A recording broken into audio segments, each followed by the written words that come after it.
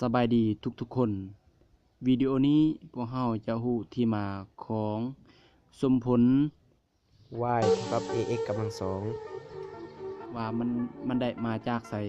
เนาะพวกเรามาเบิ่งวิธีพิสูจน์ของมันเลยเนาะ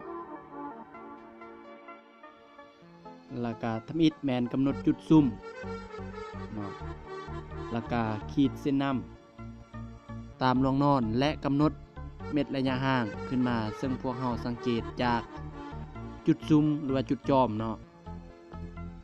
ระยะห่างระหว่างจุดซุ่มหาจุดจอมแมนเท่ากันเนาะ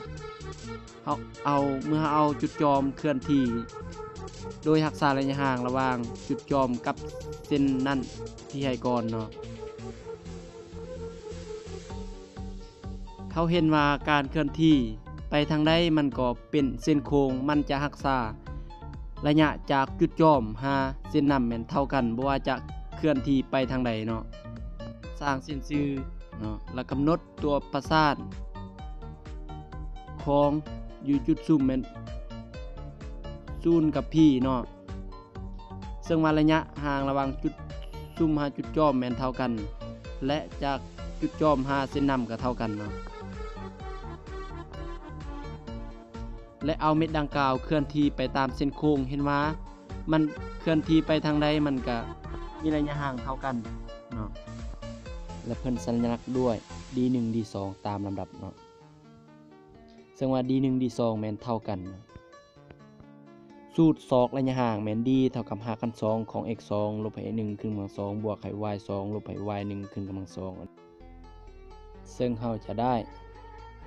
D1 เท่ากับ D2 เนาะซึ่งว่า5กัน2ของ x ลบให้0ขึ้นกำลัง2บวกให้ y ลบให้ p ทั้งหมดขึ้นกำลัง2เนาะเท่ากับ5กัน2ของ x ลบให้ x ขึ้นกำลัง2บวกให้ y บวก p ขึ้นกำลัง2เนาะเมื่อเราคำนวณเนาะเราจะได้เนาะแล้วก็ขึ้นกำลัง2ทั้ง2ภาคเนาะแล้วก็ใส่เอกพจน์ควรชื่อแล้วคำนวณกันยังเหลือ x กำลัง2เท่ากับ cpy เนาะแล้วก็หารให้ cp ทั้ง2ภาคเนาะเราจะได้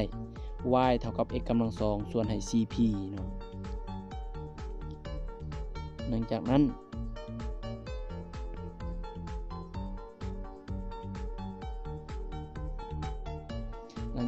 เราวาง a เท่ากับ1ส่วน cp เนาะฉะนั้นเราหา y เท่ากับ ax กำลัง2แมนสมผลปาราโบลเนาะ